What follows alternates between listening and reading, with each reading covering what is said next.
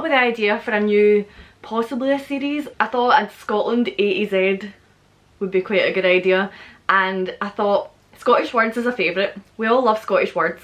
Well, a lot of you might not, I don't know, but I personally love Scottish words. So I thought I would share my picks for an A to Z of Scottish words. So here's an A to Z of Scottish words. For A, this is technically 3 words, so I kind of cheated, but I thought it's a pretty good, it's like a big thing. I can't talk today, oh my god, I'm slightly hungover. The Scottish word that I picked for A, or words, is Auld Lang Syne. Auld Lang Syne's the name of a poem by the famous Scottish poet Rabbie Burns. It's often sang on New Year, which we call Hogmanay. I have a video on Hogmanay, which I'll link below. It's sang all around the world, but it's actually a Scottish poem. Auld Lang Syne is translated literally to Old Long Since, but it means days gone by or old times. It's a pretty well known song. It's a tune as well. If you don't know it, check it out.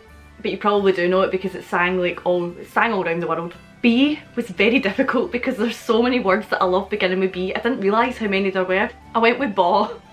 Bear with me. It means ball. It goes with a lot of words such as bag, baw bag, baw head, baw hair, which is an actual unit of measurement, baw face, baw jaws.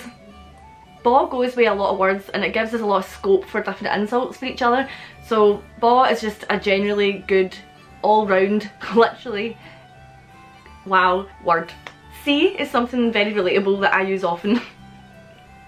I'm not even going to explain that. And it's kludgy. Kludgy means toilet. I spoke about that word. I've spoke about all these words I think in videos before, but these are like my top picks. Kludgy, yeah, it just means toilet. I don't hear it very often. For D, I picked dreich, which is such a good Scottish word, and I hear it quite often, especially with the elderly people that I work with.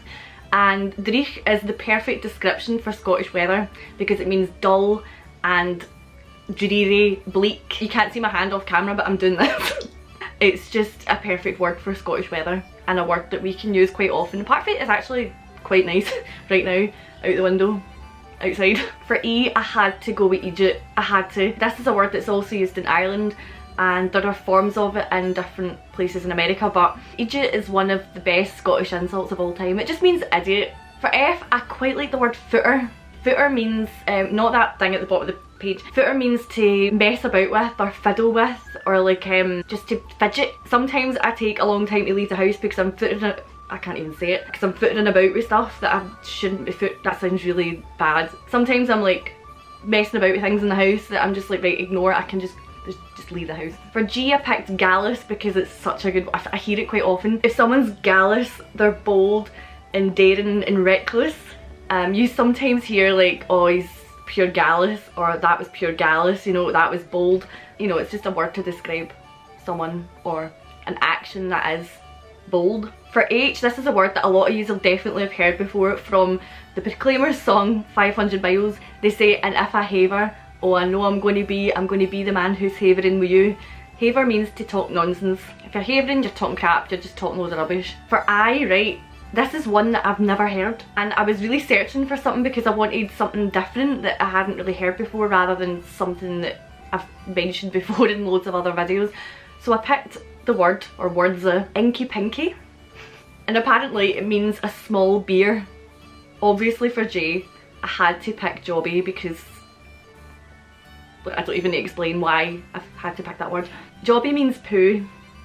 And it's funny because in other parts of the UK, people use the word jobby to mean thing, like, oh, pick up that wee jobby, and it's like, if you said that here, people would be like, I'm not gonna pick up a poo, pick up a poo. Such a good sentence. But jobby's a great word. On the same topic, for K, I picked keich, which means poo as well. Burkeich is normally what I associate that word with, so like I wouldn't say I'm going to the toilet for a keich. Like I've never heard anybody say that. Normally it's to do with like, I think a bird keich. I feel like that's when it would mostly be used. For L, I chose loupen, and you would use the word loupen if you've got a sore head. You would say my head's loupen, just something's throbbing and sore. Sore, then you would use the word loupen. I do hear it mostly in relation to someone's head. This is sounding really bad. A throbbing head. A sore head, you would say it's like, right, moving on. There was so many to choose from for M, but I went for one that I use commonly and that I hear quite a lot, and I picked mora. Normally it would be said with the word the, so the mora, and that means tomorrow. Like, tomorrow I'm going to work, or somebody's doing this tomorrow. It's tomorrow. Mora is morrow. The mora, tomorrow. I hear that every day. N, obviously I picked numpty because it's such a great word. It means idiot again, somebody that's stupid. They've done something daft. They're a numpty. Numpty is used around the UK, but it is of Scottish origin. O, oxter. Oxter is your armpit. And this is a word that I never really hear very often. I have heard it before, mainly with, like, used from like elderly people, but it's not a word that I hear regularly. P, peely wally. You know I love this word, or words. Peely wally is a word you would use to describe somebody that's like pale or sickly and kind of unwell looking. You're looking a bit peely wally today. I mean, like, that's something you don't want somebody to say to you. Q, right, I really struggle with Q. There aren't a lot of Q words for. So I picked, right, and I'm not even 100% sure I'm pronouncing this right. I picked quine, and I've seen different variations of the spelling, and it means like woman, wife, or in modern English, queen. So I don't know if it's maybe pronounced like, well, obviously it's not pronounced queen because that would just be queen, so it must be like, it must be quine. I don't know, we'll go to the next one. For R, autocorrect has changed it to ranch, which is not what I originally put down. For R I picked rannoch, and rannoch means bracken. There's different like spellings of it in Scottish Gaelic. It means bracken and fern. You might have heard of like Loch Rannoch or Rannoch Moor in the Highlands. It's pretty well known and it's amazing. It's really, really nice. For S, obviously, it's not obvious, I don't know why I said obviously, I picked the word scud. Scud is a great word. It means naked. If you're in the scud, you're in the buff, you're naked. But also in Scottish, it means to slap or beat. I have never heard somebody say that they're going to scud someone, but I like it. You could scud someone in the scud, maybe? T, I picked tatty, because I hear that all the time. Mince and tatties, or sometimes people say totty. Mince and totties, mince and tatties. A tatty scone. Tatty is a potato. We just call them tatties. For you, struggle with that as well. I picked a word that I've never heard before, and it's ugget. You'd think it would mean ugly, but ugget means disgusted or annoyed. I'm getting an education for this as well. V, again, another one I struggled with.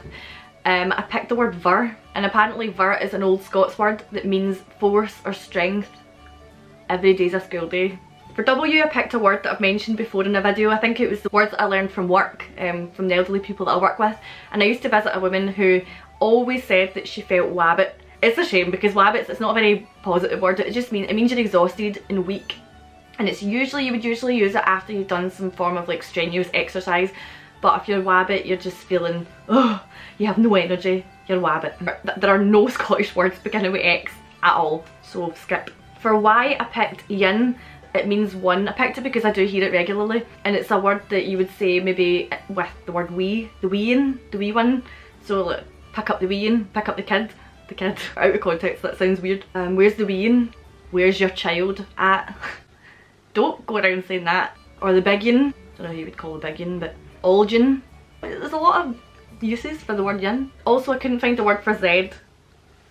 So, but in some of the other A to Z's of Scotland type videos I might do, Z will probably be a bit easier. So I might do like an A to Z of Scottish places that I like, A to Z of Scottish people. If there's anything else you can think of that you want to see an A to Z of, let me know. That's my A to Z of Scottish words. I could do another Scottish words A to Z because there are more that I wanted to pick, so let me know if you want to see that. If you want notified of when I upload, click the notification bell. Subscribe if you enjoy my content and you haven't subscribed yet. And thanks very much for watching, and I'll see you later. Bye.